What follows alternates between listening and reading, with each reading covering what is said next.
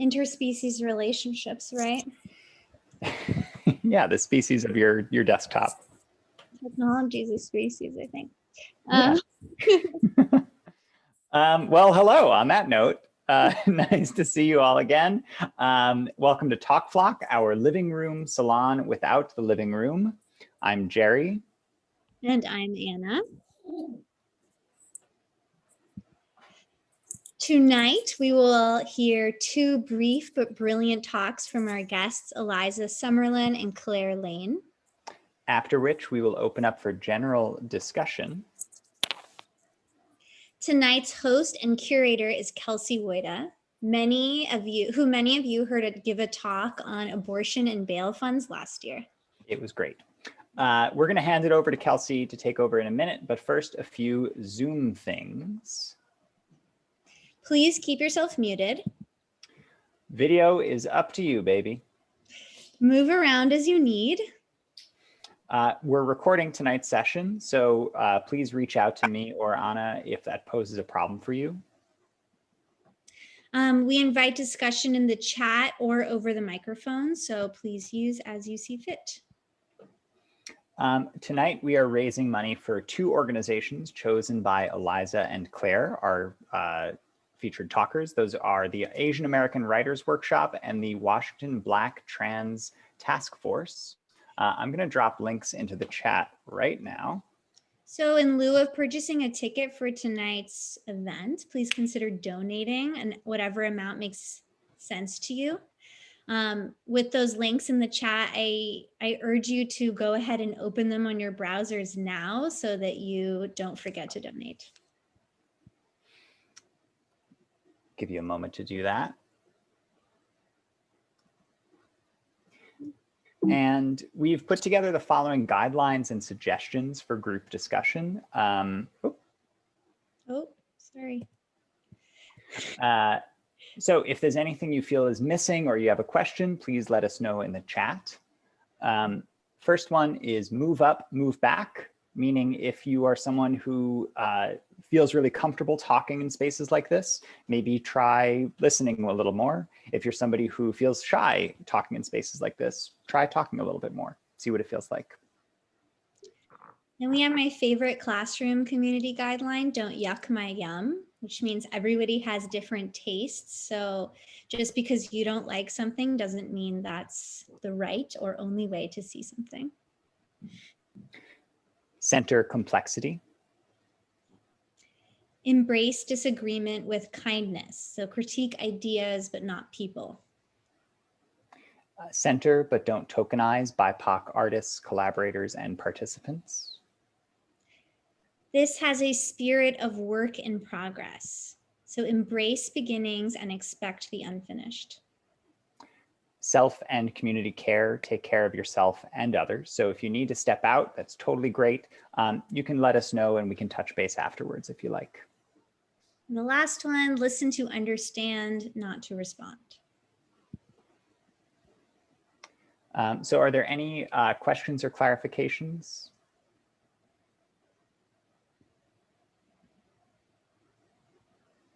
Great. If you consent, just let us know with a little thumbs up. We can say, we've agreed to this thing. Cool. Yay, thank you. Awesome, thank you all. So lastly, we want to just take a moment to tune our ears, as it were, since we will be doing some listening tonight. The following exercise is from Pauline Olveiras called Earpiece. After each question, we'll take a deep breath.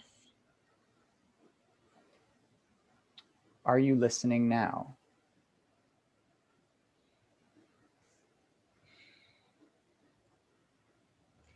Are you listening to what you are now hearing?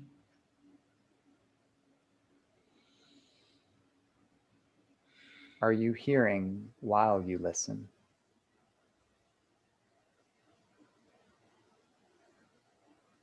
Are you listening while you are hearing?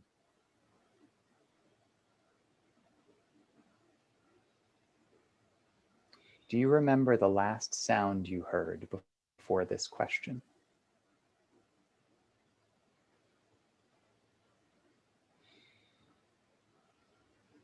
What will you hear in the near future?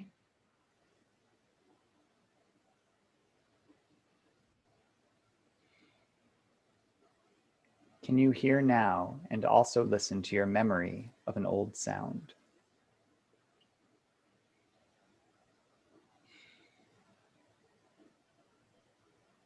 What causes you to listen?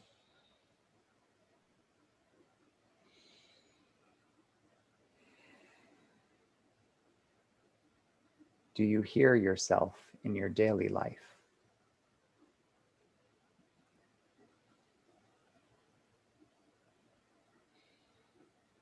Do you have healthy ears?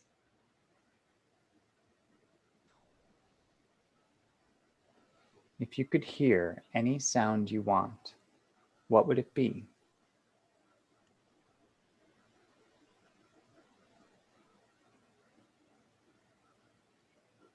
Are you listening to sounds now or just hearing them?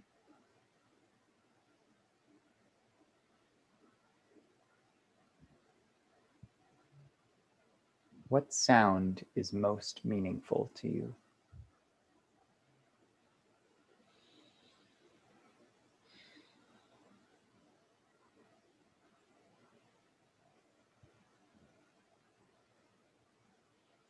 Thank you all so much for doing that with us.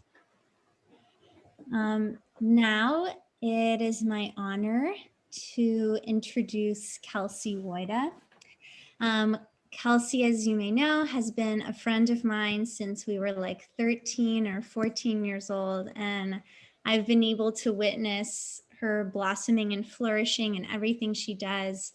I'm always overwhelmed with how much amazing work she's doing in prison work, in abortion access work, in being a good friend, in taking care of her dogs, in sewing, in reading cool poetry, in going on disc golf journeys. Everything Kelsey does, she does with gusto and amazing curiosity. And I'm so happy to be friends with her and see all the work she's doing. And she gave a talk flock in June or July, I believe. So we're really excited to invite her to curate 2 new flockers and bring us a little bit more into her network.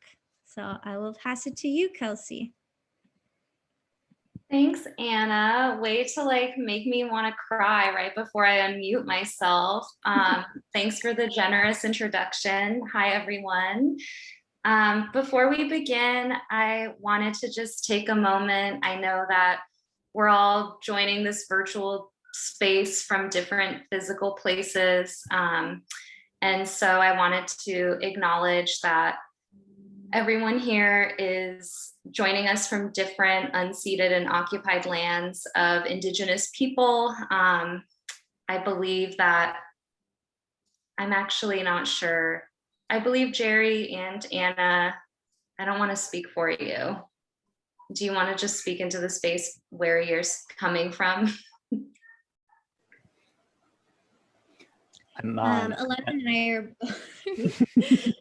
and I are both on unceded Lenape Canarsie territory currently.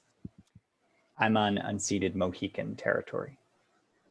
Thank you both. And Eliza is joining us from Coast Salish land, Claire from Dakota and Ojibwe land, and I am on currently Achachiman land, and I live typically on Lenape land.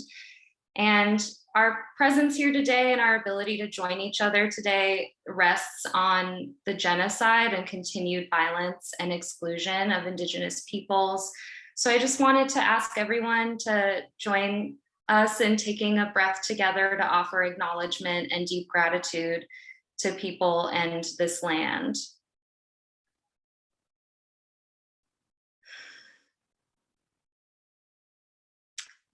And land acknowledgement is really just one singular and first step towards a lifelong fight to dismantle white supremacy and end settler colonialism. So I appreciate everyone taking this time and also encourage folks to continue learning about the land you're on and connect to active work and efforts to give land back and to honor Indigenous people wherever you are.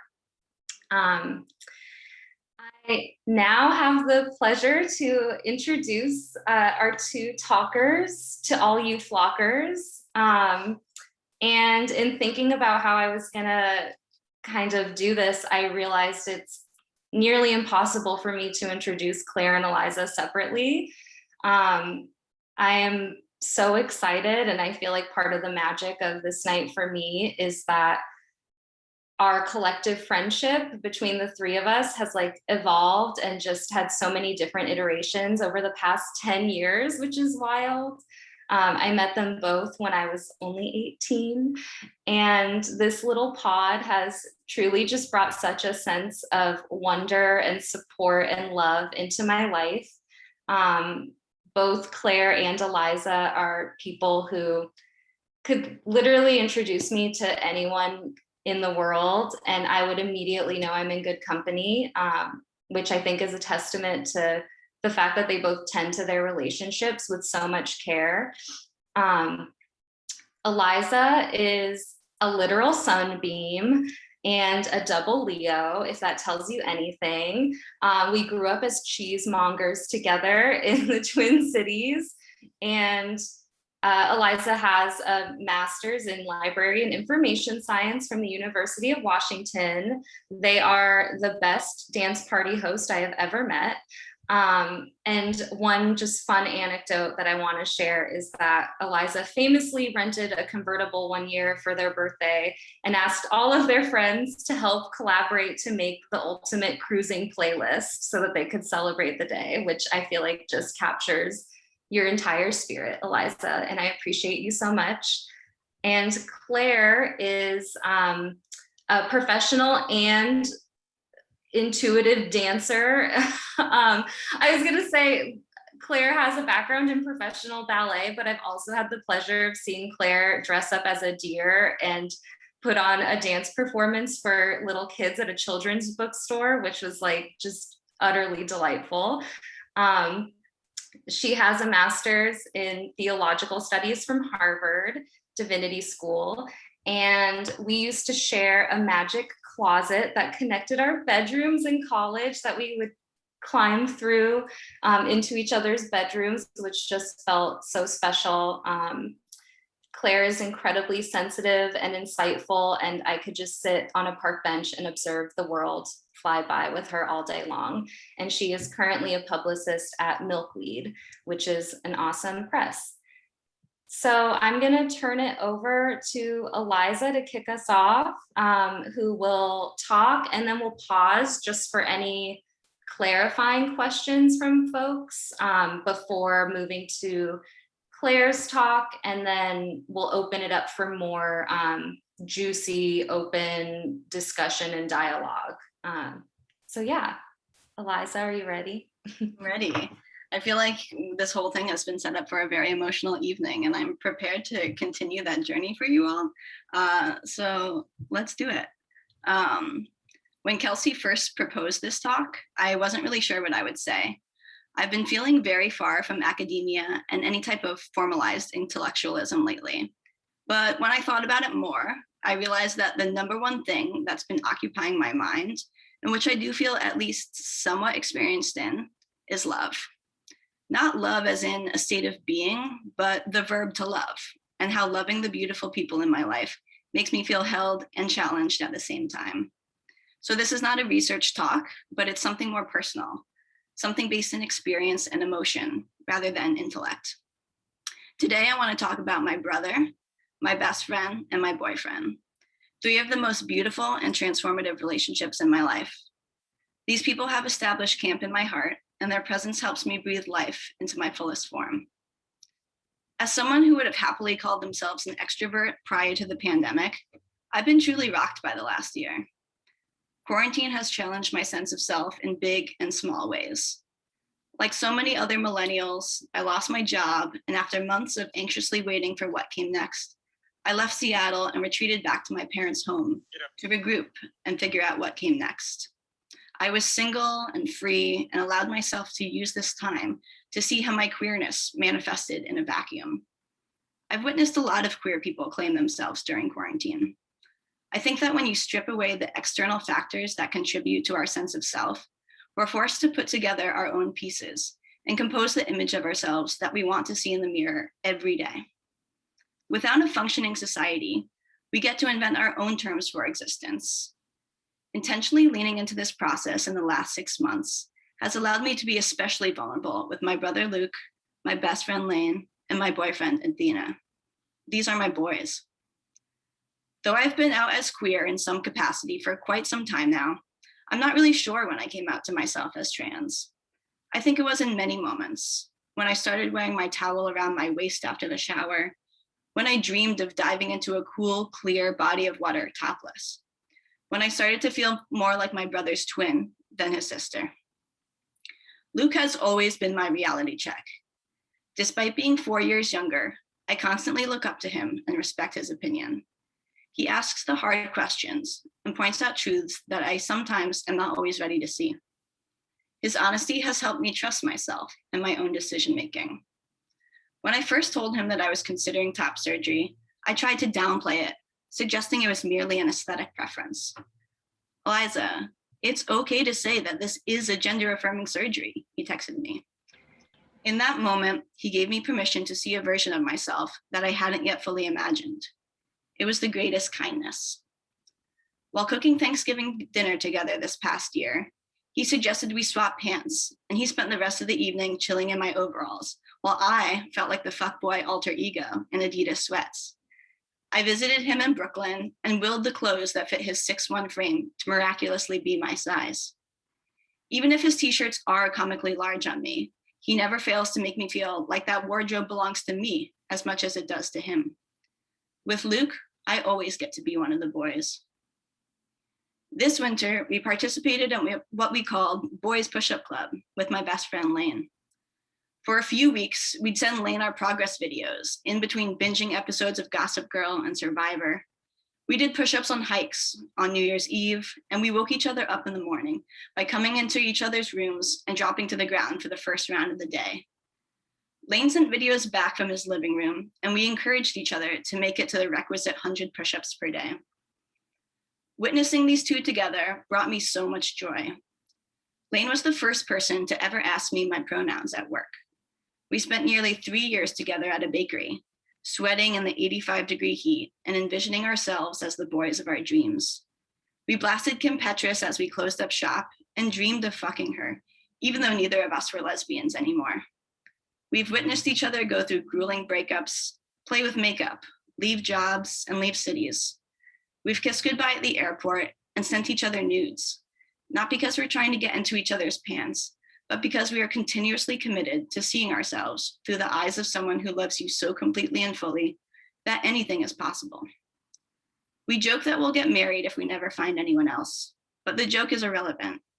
We're going to be in each other's lives forever because we've built something together that will last.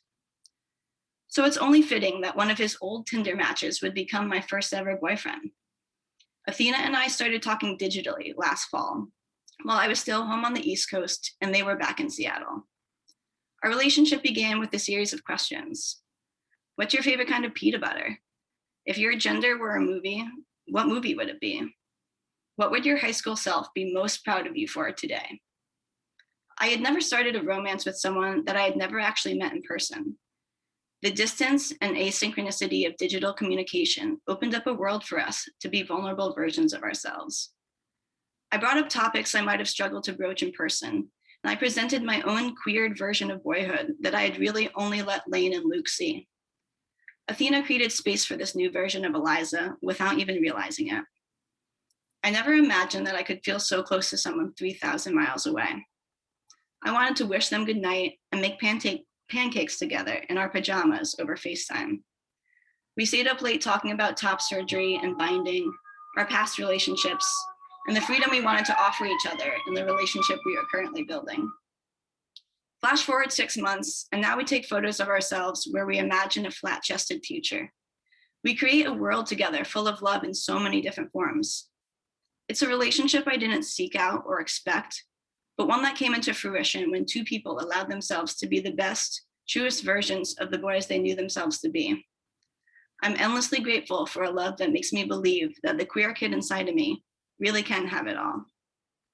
It also feels especially fitting to be giving this talk today with Claire, the person with whom I first navigated queer love. It's been nearly a decade since Claire gently suggested that I vocalize that I was gay out loud. Even though we had been dating for 6 months, I couldn't do it without crying. Today, we text about our lives and talk about how proud those baby queers would be of the people we've grown into today. Like Luke, Lane, and Athena, Claire continues to reflect an image of myself back to me. These are the kinds of love I wish for everyone. A person who feels like the home of your dreams, filled with all the comfy chairs, plush blankets, and so many beautiful mirrors. Someone who believes in your own capabilities for growth and change and strength, who believes that you are your own biggest asset. I'm thankful for each of your abilities to see me so fully, and I'm grateful for myself for being seen.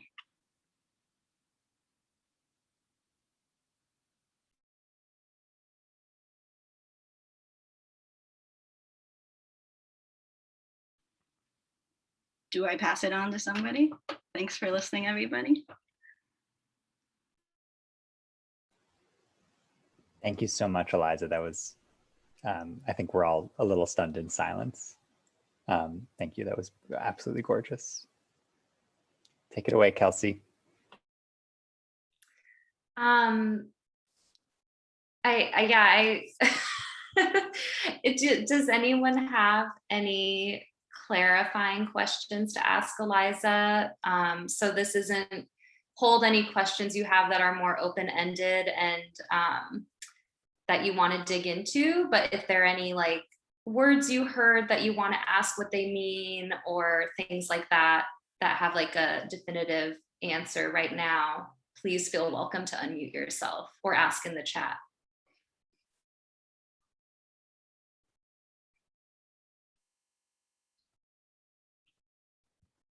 You can ask me later too if you want.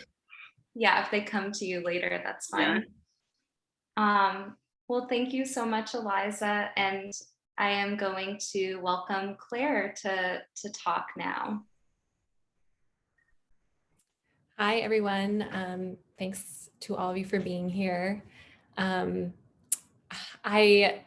don't know, I let Eliza go first, and I knew that they were going to be a tough act to follow, but I will do my best here. But Eliza, so good as always. So I'm going to be talking about something different, but I think actually quite related, which is my obsession with diaries, which has been kind of a lifelong fascination that I've had, which probably isn't surprising. You know, I grew up as an introvert, somebody obsessed with books, and then I majored in English in college, and now I work in publishing. So I've always been surrounded by these kind of literary pursuits, but they've always been public-facing projects, you know, things that are written for an audience. And I think what really interests me about diaries is a question that I think lies at the root of them, which is what compels us to write in secret, or to no one but ourselves when you're the only person in the room? What makes you want to write? And I should say that as someone obsessed with diaries, I've never successfully kept one. So kudos to those of you with more staying power than me. But I've had spurts here and there where I keep one up, but I inevitably fall off and I end up with these stacks of half-empty journals.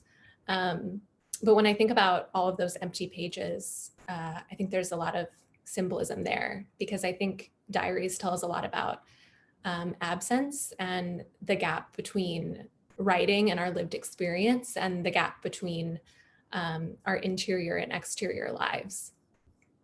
So given the confessional nature of diaries, it feels right to start with a personal anecdote. So that's where I'm going to begin. When I was in college, I had very sensitive skin, and like the slightest touch or change in temperature would give me these hives all over my body. And eventually I was diagnosed with this skin condition called dermatographia, which its more common name is skin writing disease.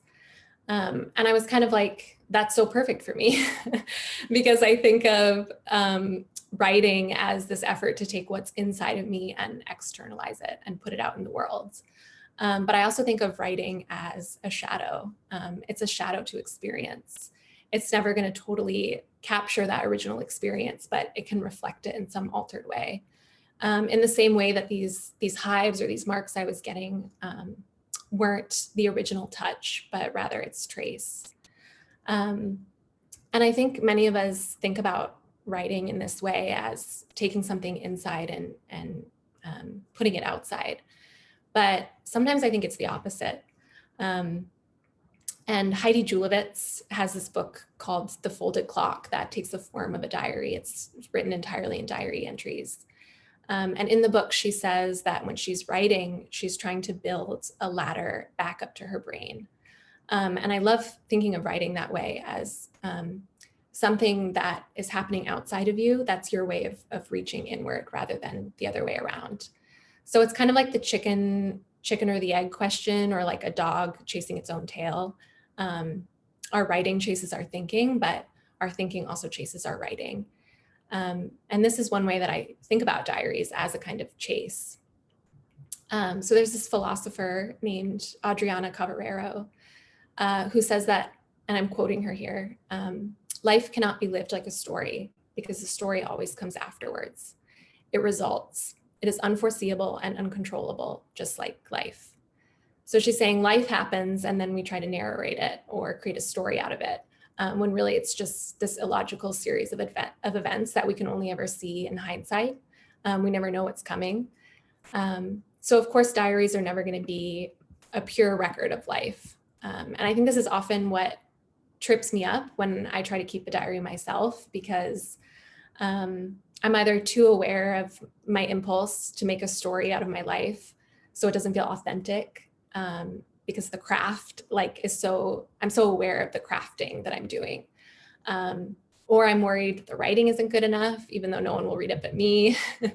Or I'm too aware of the mismatch between what actually happened and the way it's showing up on the page. So often I'll think of my attempts to keep a diary and diaries themselves as a kind of failure. And this is just my experience with diary writing. But I do think that sort of failure raises a lot of interesting questions about the relationship between writing and selfhood and subjectivity. And this makes me think of another aspect of diaries that I find so interesting, which is their mystery. I think we have this sort of cultural obsession with diaries because they are shrouded in a kind of secrecy. We think that if we can read someone's diary, we'll have access to their secret thoughts or a hidden self that they only reveal to their diary. And as I've been saying, that assumes that we're totally honest with ourselves, for one thing, when we're the only people in the room, which isn't always the case. But it also might be that when we're keeping a diary, we're chasing a kind of truth that doesn't actually exist. There are parts of ourselves, I think, that we'll never know, or that will always remain a little bit out of reach. And I think a diary is a place where that becomes most salient. So Derrida, and I promise this is the only moment of critical theory in the talk, but Derrida defines the concept of sharing a secret with someone in a really unexpected way. So when we talk about, if I were to say I shared a secret with someone, it would sound like I confessed something to them and now we both know it. But Derrida calls sharing a secret not revealing something, but rather sharing we know not what. So a kind of mutual not knowing or coexisting in mystery together. And that's how I've come to think of diaries as well. I share secrets with my diary in the sense that it's not like I confess something and me and the diary only know, but rather I don't fully know my diary and my diary doesn't fully know me. We kind of coexist in a shared mystery or ignorance.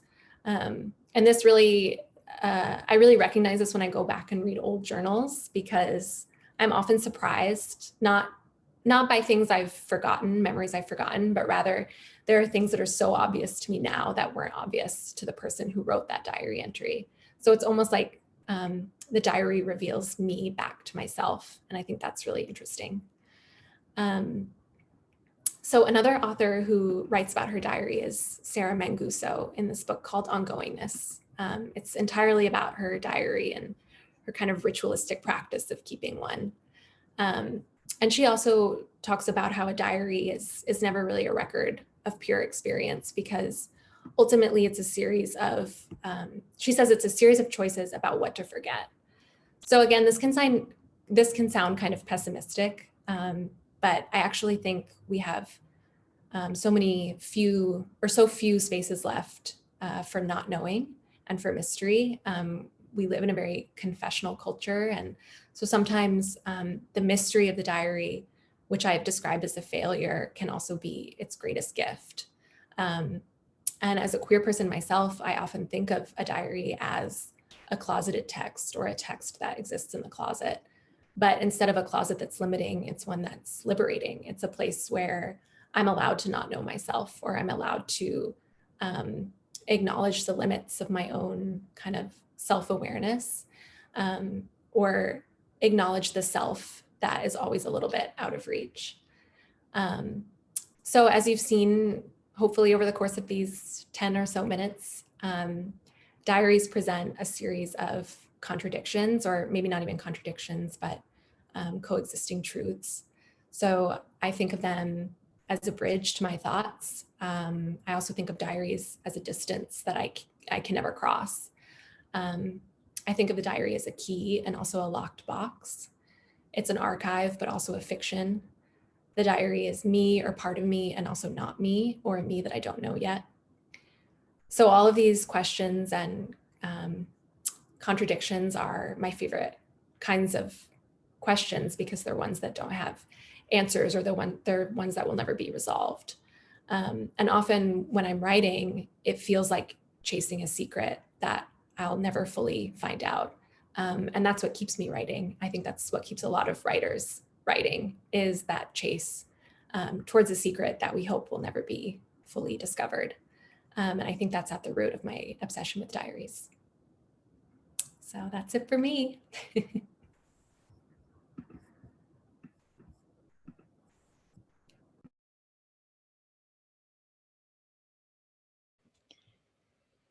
Wow, Claire, thank you so much.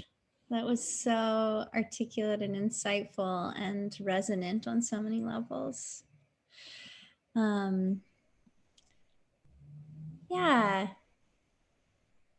Can you share the name of the philosopher you first mentioned? Great clarifying question. Yeah, her name is Adriana Cavarero. I can put it in the chat.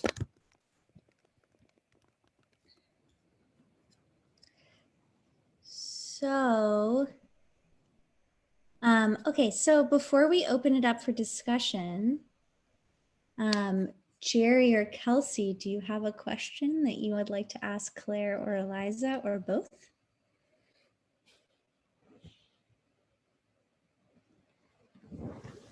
We have another clarifying question in the chat here.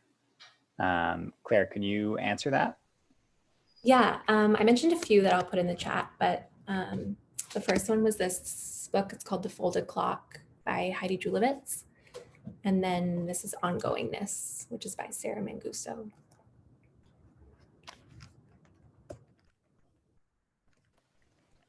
Fabulous. Kelsey, Kelsey or Anna, do you have a question? If not, I'm happy to start us off. You can go for it, Jerry. I do have a couple questions, but. Oh, then you should. Okay. Well, I'm curious, Eliza, if you have a relationship to diaries. Yeah, it's funny because when Claire and I talked yesterday, I was talking about diaries. Yeah, I do. I kept a diary pretty regularly throughout high school, and I actually have it. It's like, I'm gonna show it to you because it's sort of insane. It's under this thing that I have. This is like my important things box. This is like more than you ever wanted to know, I think. But yeah, I had this was like my first diary that I kept when I was in high school, and it I kept on pretty well in high school, and every now and then I like go back and read it and I'm like, who was that person? Like it's like I don't know, it's like this like fancy paper that's like handmade paper. Anyway, sorry. Yeah, I've kept a diary. I kept a diary in high school. I kept one throughout college. And then I pretty much stopped keeping a diary after I graduated. And just recently, at the end of the summer, actually, right before I moved back home, I started keeping a diary again. And I always call it a journal. A diary feels like very femme to me for some reason. I'm not sure why, but yeah, I started journaling pretty much every day, and I filled up a whole journal. And even just like reading back on it from just like 4 or 5 months ago is so bizarre. Like it's so interesting to see the ways that I've progressed in my thinking about things, or like I can see like, oh my gosh, I was in such a rut about that thing. And it's like, it doesn't matter so much to me anymore. But it's actually interesting when I was listening to your talk, Claire, and thinking about like what we forget or like what we exclude from diaries. I also have kept all of my planners.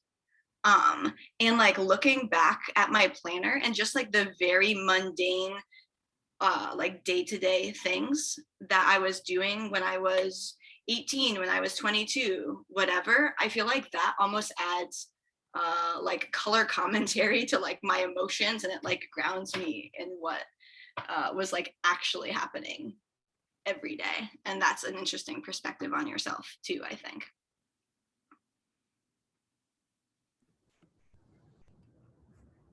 I keep all my planners too.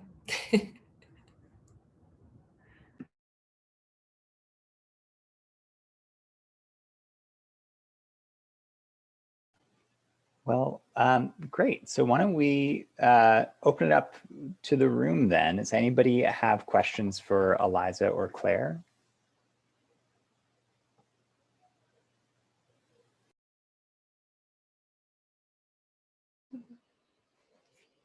I have a question. Oh, Biff does too, though. Let's have Biff go. No, go ahead. Go ahead. I'll wait. You go, Biff. You go. You sure? Okay. Well, this is for Claire. It's not so much a question. It's sort of just a response that I understand what you say about not wanting to actually keep a diary in an ongoing way. I use notebooks, and I am pretty faithful with the notebook. And I don't write every day, but you know, every couple of days at least, at a minimum. And I've been doing this now for several years. The idea of keeping a diary in the classical sense to me is so off-putting. It's like, you guys don't remember chalkboards, but you've perhaps heard the expression nails on a chalkboard, but that's how I feel about diarying. Writing something intimate.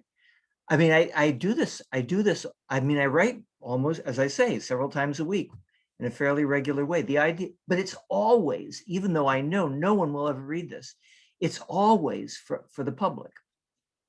Everything I write in a notebook, it's not a journal or a diary, in a notebook, is written as if for the public. And I just want to, while you mentioned an Italian philosopher, and I looked her up. The name was, Adriana Cavarero. I didn't know that name, but I looked her up quickly on Wikipedia because it made me curious. And she mentions among her influences Hannah Arendt, which I was astonished to see. It just doesn't seem very compatible. But Hannah Arendt says in an interview that she would never write anything. And she wrote many books. Hannah Arendt was a prolific writer and I think a very admirable philosopher in many, many ways. But she said she would never write anything if she had a better memory. If she could remember things, she would never write. She only wrote as a hedge against forgetting, which is totally insincere, completely insincere. Anybody who says that, just sort of, pop them, because it's not true. And my belief is that, my bias is that all writing of that kind is, at some level, it is for the public, even if you don't have a concrete intention to show it. So just a response. Thank you.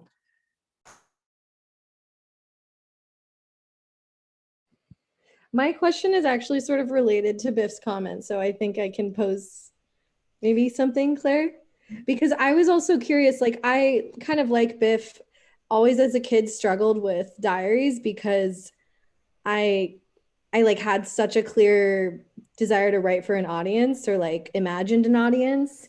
And I'm curious, like, how do you avoid that? Or like, as you say, like, is it like, yeah, I don't know, this question of audience didn't arise so concretely in your talk. And I'm curious where it lies for you, if you could speak to that more. And the public maybe, or the public versus the audience, I don't know. Yeah, I think about that a lot. Also, I'm nervous because my mom is here and she's an actual philosopher. So I hope I'm not saying anything incorrect. But yeah, I think actually in that book, Ongoingness, Sarah Manguso says like something like the diary is the only thing I wrote that wasn't for an audience. And I remember reading that and being like, well, I don't feel that way at all. I feel like when I'm writing a diary, I am the audience, like to myself. And that's like what trips me up. Because I think even if it's just you, that's enough to kind of like put you on your guard a little bit. I think also growing up in ballet, I'm like a super perfectionist too. So it's hard for me to just write without thinking about the craft at all.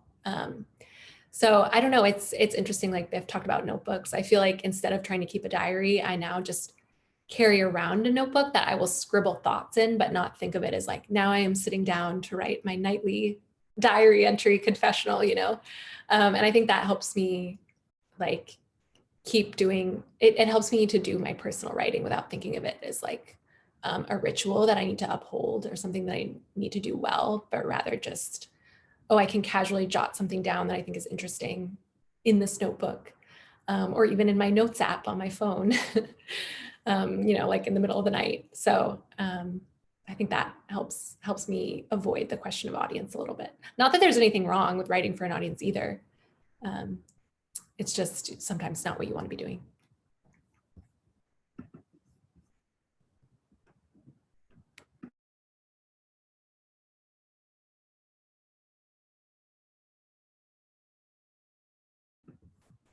I also want to say it's funny that because one of my journals was actually a gift from Eliza. I remember when Eliza gave me this really nice like leather bound journal with little. And you filled it, right? It's completely full. Completely full, yeah. That one I used, I promise. I think it's really interesting to think about like what other forms of journals or diaries we have beyond just like a literal physical journal. Like Kelsey, when you were asking about like, do I keep a journal or a diary? Like, yeah, I sort of do sometimes, but also I feel like social media has just become such a confessional. And I think when I was thinking about my own talk and like things that I have put out onto the internet, but that I've not actually ever like said to somebody in real life, or like not a lot of people, I think that's like super interesting too, the ways that people feel the need to sort of like externalize something that's witnessed by someone else, even if it's not a conversation.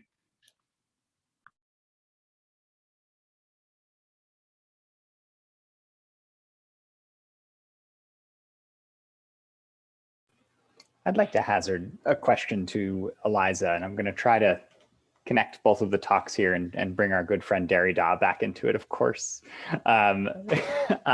which is, Claire, if I understand what you were saying, Derrida was saying correctly, it's something about when we share a secret, we're sharing an ignorance, we're sharing a space of mystery and unknowing. And I suppose, Eliza, what I ask you, as I see so much of what I got from your talk and your understanding of love is as people who can see you and people who can help you see yourself by seeing you.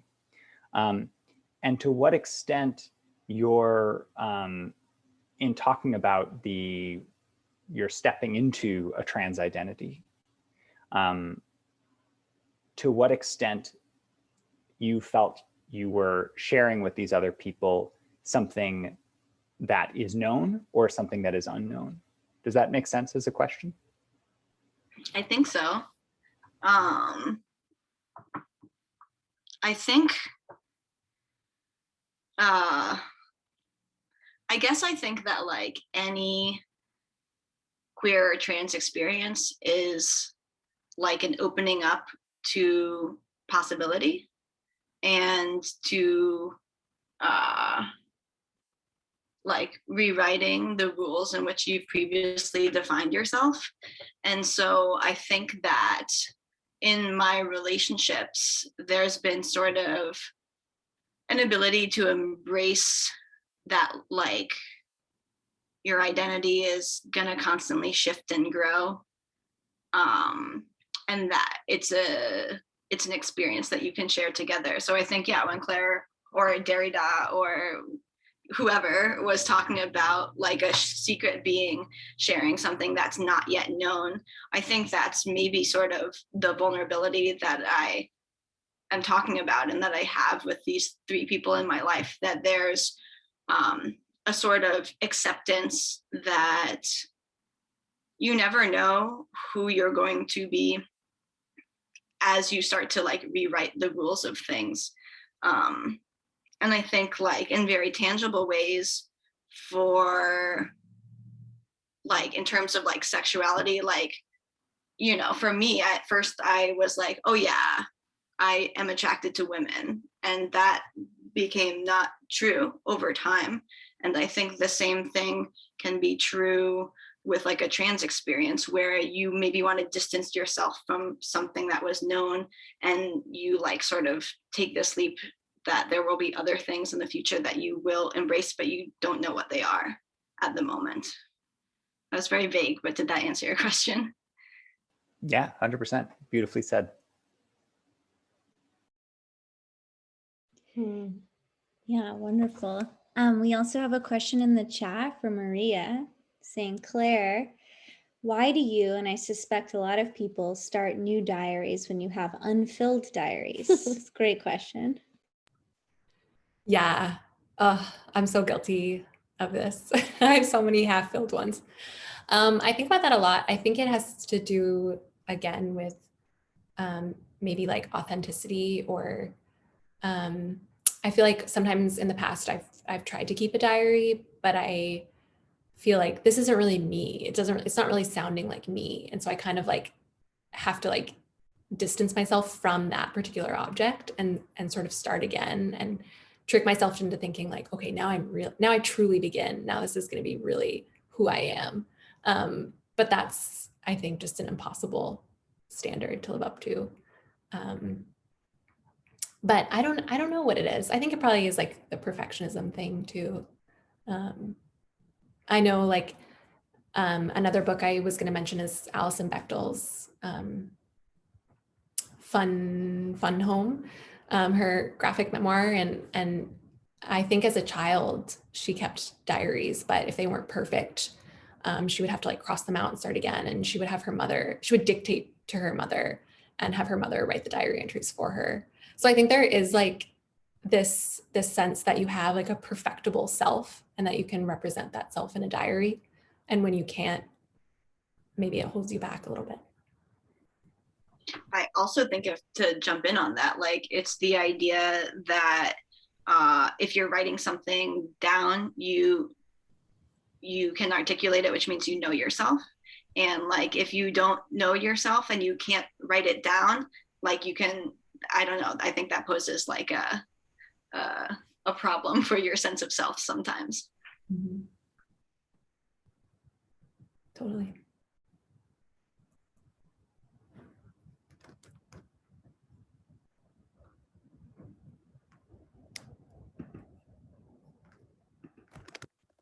There's another question in the chat from Maria to Eliza.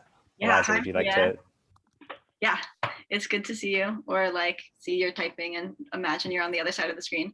The question is, when I look back on memories in your life, do you experience those memories as my current self or as the identity I held in that moment? I don't think they're separate.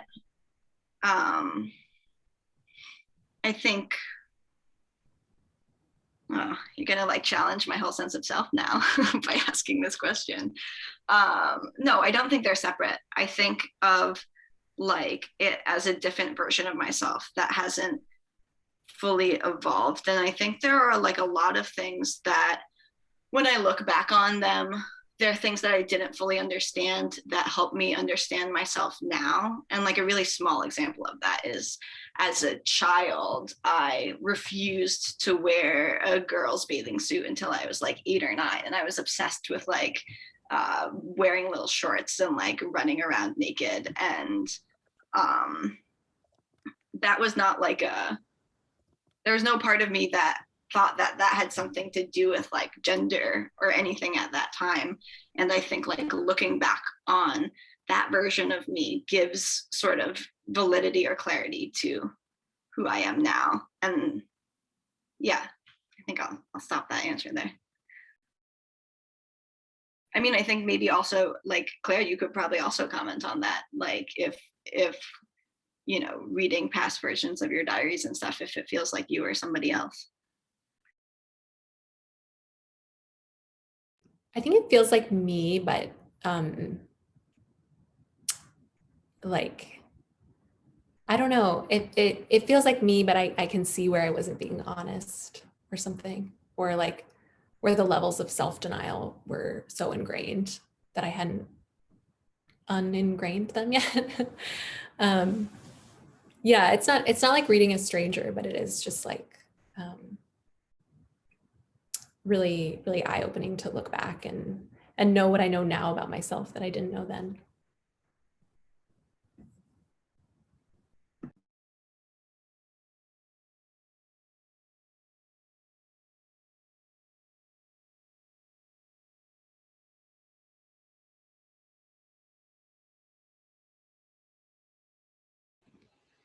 Jerry asks, any other diarists, journalists, notebookers here?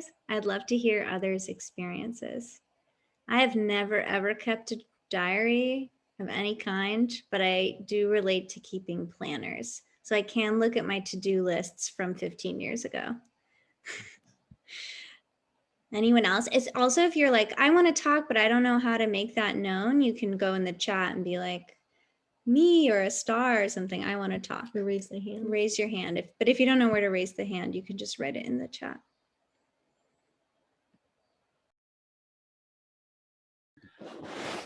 I would love to chime in. I'm Julian. I use he, him. If I can be heard, I'm heard. Yeah, cool. Hey, folks. I love to keep notebooks. I've been keeping notebooks forever. It's like one of my favorite things. I often I have just like years and years of drawings and like, I don't know. I'm like literally holding mine right now. It's like half planner, half calendar, half like poems. And I think it's like really, I'm nervous, man. I haven't talked on a camera in a long time. I think it's like really illuminating. Like I have like 2 notebooks full of poems I wrote when I moved to New York. And it is like really illuminating to see like kind of what you were talking about, Claire, of like these like layers of dishonesty or like ways in which I was like coping and like hiding from myself, or like, I don't know. I've been listening to what y'all have been saying, and like obviously the intended audience for something like that is like myself later, but it's still so impossible to like, I don't know. It's like so impossible to remove anything, but it's like really illuminating to see all the ways in which I've been like scared at different points, and like all the ways in which I've like experienced joy in different points, and how it is like some iteration of me, but like also some bastardization of me. And it's just like, I love keeping that stuff. I think like keeping little things that you've done, whether it's like a photo or like scribblings.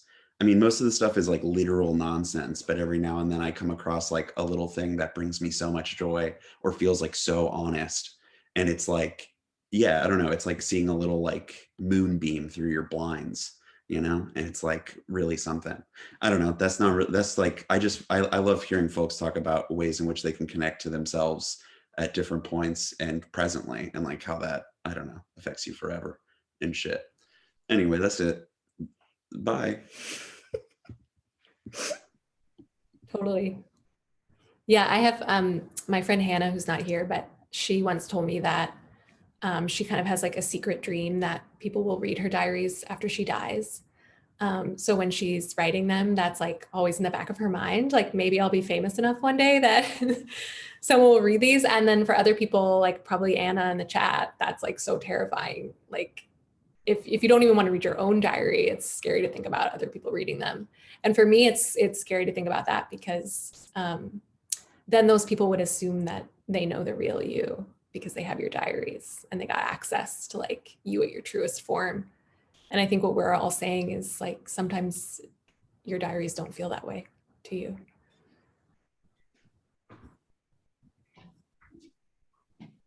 Well, it's like, also, it's like, writing is temporal, and like, it's also like, I've been thinking a lot about how like letters are symbols and like little signs to like signify thoughts that I'm having. And it's like a translation is already happening when I decide to write it down. And so like, there is no one-to-one. I don't know. It's just like, this is just like a reflection. And like later I get to like look at that reflection, and that is like a really profound thing. Love it. Okay, bye, for real. I wanted to mention something also kind of related to the combo in the chat, which is that as a dancer and choreographer, like I take videos of myself dancing all the time, and it has emerged as a kind of video diary. Like it's like, because I've never been able to keep a writing diary for some of these like audience public, like also weird like performativity of self in the diary vibes. But in dancing, I have a kind of access to self-expression that I think like feels really good. But then in watching it back, like also as someone coming into a non-binary and trans identity, sometimes I'm like I don't know, it can be very, especially in the body, it can be very like weird to watch a past self. It can feel really like dissociative, which also feels like the experience of, yeah, I guess I'm just thinking the temporality of existence. I'm getting like reading too much Paul Preciado and thinking about this, but like those feel like moments in time that we're capturing that moment in time. And so to revisit, it doesn't always feel like a valuable practice because it feels like I'm narrativizing the past. Like I'm applying a kind of deterministic relationship to my identity that is not true to my lived present experience. So every time I start to do that, I immediately am like, oh my God, no, shut that shit down.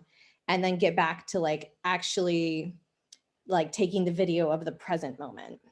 So I guess all this to say, I have a pretty like, I find the past revisitation somewhat like kind of toxic for my sense of present embodied self. I feel like it can be sort of like a masochistic practice to like go back at previous versions of yourself and be like, oh, like they totally didn't have it together, or they didn't see this or whatever. And I think it's interesting, like Claire, when I was listening to your talk, I was thinking about like how the dream diary would be that you like type something into the void and it like disappears, and you just get to like externalize something. But then I guess also sometimes you like read something back and you're proud of yourself. So that's cool too.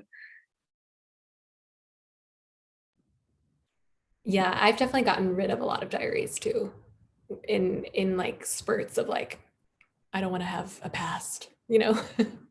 But I keep all of my letters from other people, and those also feel like a diary in some ways, but it's almost like my life being narrated through the voices of people I've known or people close to me.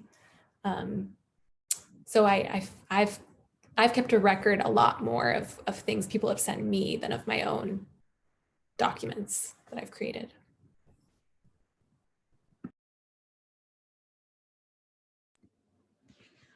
I feel like on that note, keeping documents that people have sent to you, I feel like I have a lot of friends that I've had for a really long time. And sometimes I feel, and some of them are here and hosting this talk vlog. And I feel like sometimes they are kind of a diary for me because they're people that have been like my closest friends this entire time, and sometimes like reflect back an experience to me that I had a really long time ago that I forgot about, but they remember and they hold.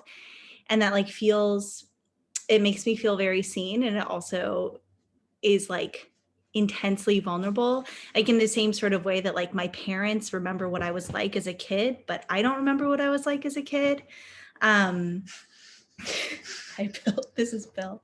But that like I've been thinking about that as well. And I also found out recently that like some of those friends have been keeping their own diaries, and I'm in them, and they go through those diaries and they share them with me, and that is really shocking as well. But in this way that we've all just been like narrativizing our own experiences as well as the experiences of our friends.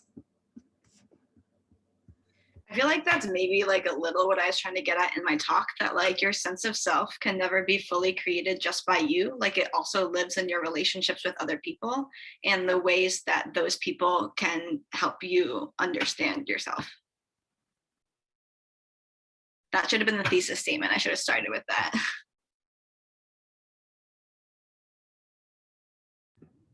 I think also like what's special to me about my friendship with Eliza, for example, is that we've known each other for a long time and at really pivotal points in our lives, but we've also given each other the capacity to change.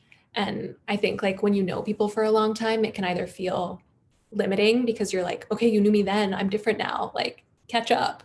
But it can also feel really nice when someone sees you through those changes and like gives you the space to evolve.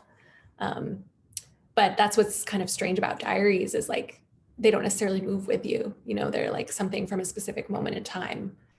And in that way can feel very rooted in that time.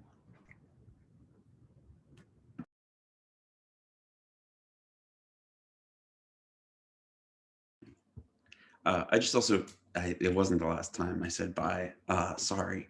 I just wanted to, this is also making me think about, I have like a 9-year-old nephew who like, ever since he was 2, you guys were talking about like photos as diary. Ever since he was like 2, he likes to look at pictures of himself and laugh at them.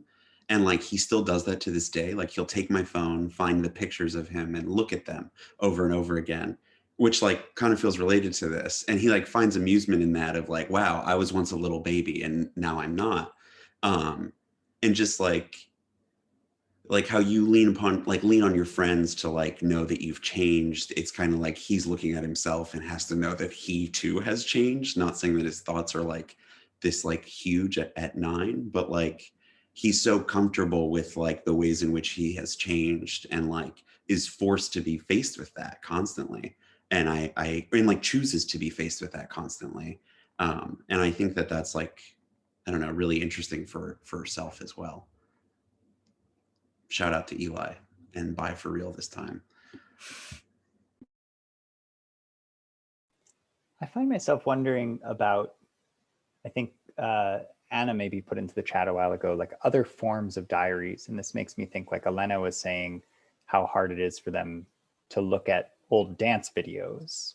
And I wonder for other people, like what are the other ways that you encounter previous versions of yourself, whether that's through your work or through pictures, as Julian was just saying, or anything else? Like I know for me, it's like, I don't, you know, I write plays and there are plays that I wrote 10 or more years ago that like looking at them feels like, who did that? And also like there are things in there where I'm like, oh, I'm still interested in that thing and like hadn't made that connection. There's a way it can feel like a diary and feel like a way of knowing myself or tracking my developments in myself. Yeah, and I wonder what other people's relationships to that are, what other forms those take.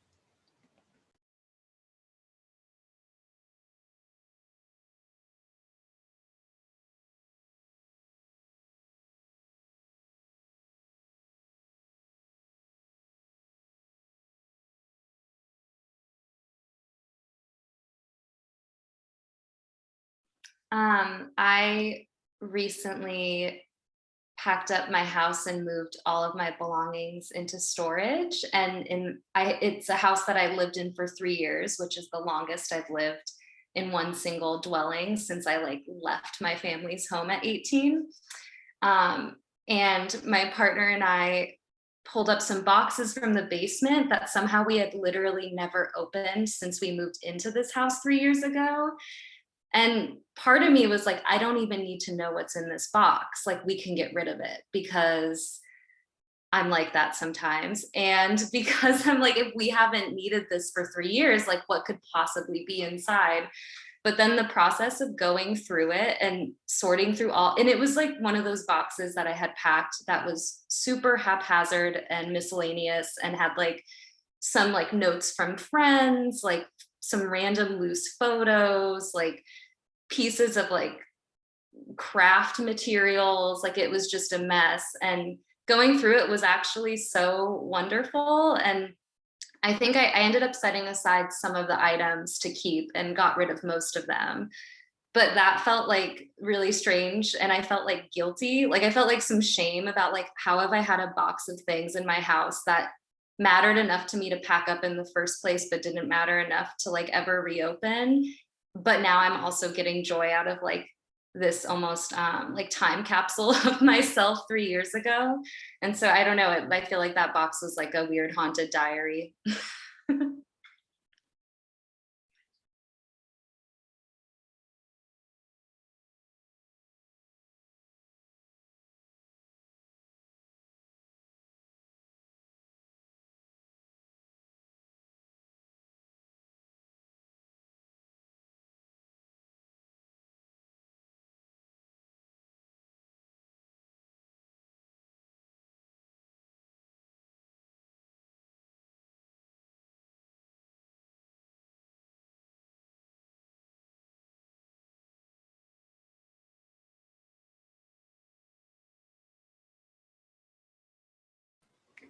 Corinne, if it's okay with you, I'd like to read what you wrote in the chat out into the record. Is that okay? Cool. So Corinne says, they've consistently kept a journal since 2005, and they have a standing date with, I'm going to put it in myself. I have a standing date with myself to write in my journal every full moon, though I will do it more often if the desire arises. I think this is about making sure I'm building in space for reflection, not letting too much time pass without it. One thing I'm thinking about from your talks is what a difference audience makes to a practice of writing the self. Whether it's an audience of loving friendship and partnership that calls forth the naming of an emerging self, or a diary with an audience of the self that makes truly confessional writing feel impossible. I'm now thinking about how much of my own journaling practice has to do with my imagination of a future self who will appreciate this record. As in, it's only in being a kind of audience to myself that writing becomes possible.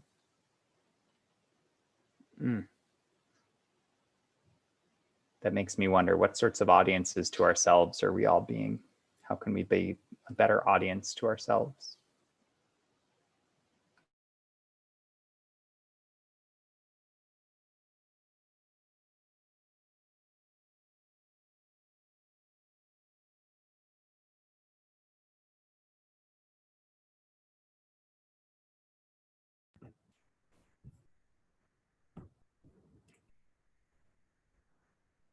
That's a really good question. I feel like I'm just mulling it over. But I think one thing that comes to mind is I like thinking of it as reflection instead of confession or something. Like, confession comes with so much expectation, and has like a resonance of shame along with it. Like, if you're confessing, it must be something that you were like once ashamed to say or something.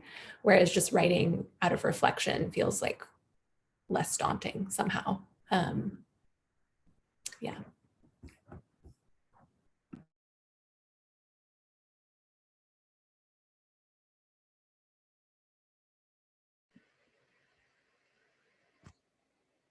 Maybe it's time for some final questions. Kelsey, I really like what you asked in the chat. I wonder if you have any other final questions or thoughts for our brilliant talkers. Me? Well, I would like to ask you both, do you feel like you're a better, kinder, more attentive audience to your current or past selves?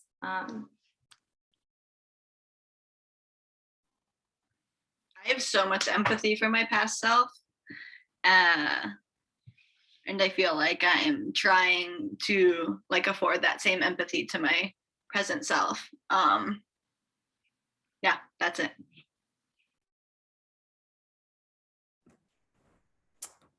Yeah, I think I don't know if I have more empathy for my past or my current self.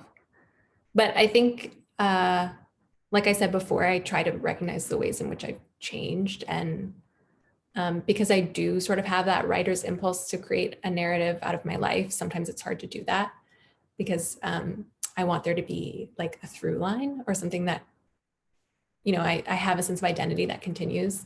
So I think I have maybe more empathy for my current self because I'm allowing myself to turn out differently than I thought I would, and to give that sort of to other people too, to let them surprise themselves.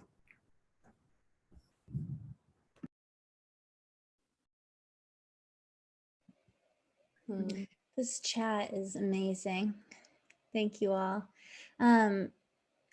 So before we finish, I also wanted to give a formal chance for Eliza and Claire to ask each other a question specifically. So if you have one you'd like to ask, now would be the moment.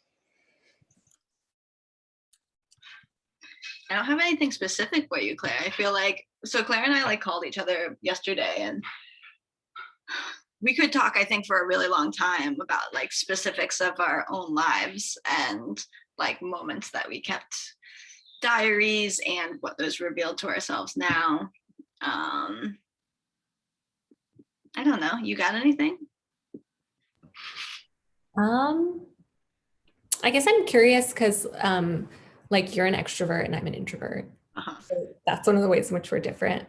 And I wonder if that makes us think about journaling or diaries differently. Like if you think of it as a really different kind of space from the rest of your life. Whereas for me, I'm like, well, I'm already in my head all the time anyway.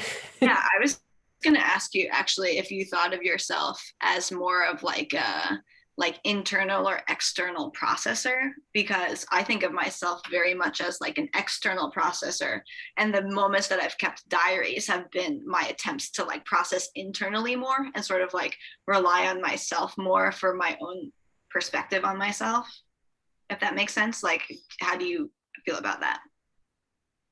Yeah, I would say I'm an internal processor, which I think like if I were to have regrets, it would be because I like never said what I was thinking out loud in the past or something, because I was like, well, until I have it perfectly stated to myself, you know, internally, I couldn't possibly say it out loud. So even saying it to a diary feels like too much, you know? Yeah. So maybe that's why you have better luck keeping one. Do you feel like you like aspire to be a good diary keeper, or is it something that like that doesn't matter to you so much? I think I used to aspire because I was like, I must not be a real writer if I don't keep a diary. Get the heck out of here. Like every good writer probably has an amazing diary that they keep that they use to sort of like practice almost every day. And I was like, if I'm not doing that, I'll never be a real writer.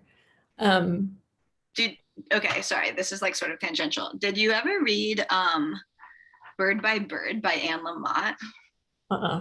Okay, it doesn't matter. It's like a book that's about writing, but one of her propositions in the book is that like all writers, when they have something to write, should write a shitty first draft of something. Just like get it out of the way. Like just say what you want to say. It doesn't have to look any particular way, and then you have like cleared the space for you to write the good thing. Like, do you think you could ever think of a diary that way? I'm trying to more and more, like, to sort of rid myself of those perfectionistic impulses. I had a writing professor in college who said, it's easier to fell a forest than grow a tree, meaning like just start with a lot and get a lot out there. It'll be easier to edit it down than like try to create some like crystalline, perfect small thing from the beginning. So that's like a piece of writing advice that I try to give myself a lot.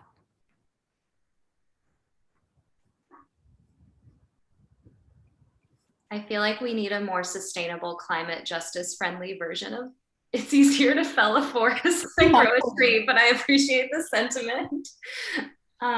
Symbolically. So get to working on that. Everybody who's writing here. Yeah, if I just want to like, does anyone have one final question before we close out?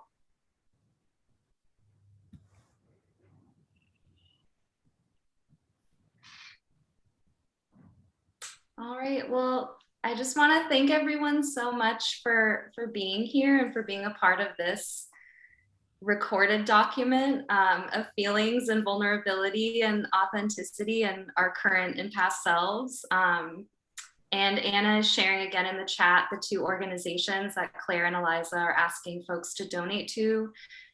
So please check them out. And also if you want to support them in other ways, that's great too.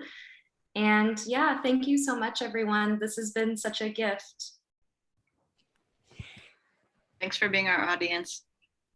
Also, quick plug, the next Talk Flock is on the 8th. And that will be hosted by Rachel Hersing, who is another brilliant talker from our last season. Anything you want to add to that, Jerry? Yeah, the 8th at 6:30. Yeah, I think she's bringing on a pretty fabulous writer and visual artist. And Rachel remains among the most brilliant, inspiring people I've ever met. So don't miss it. April 8th.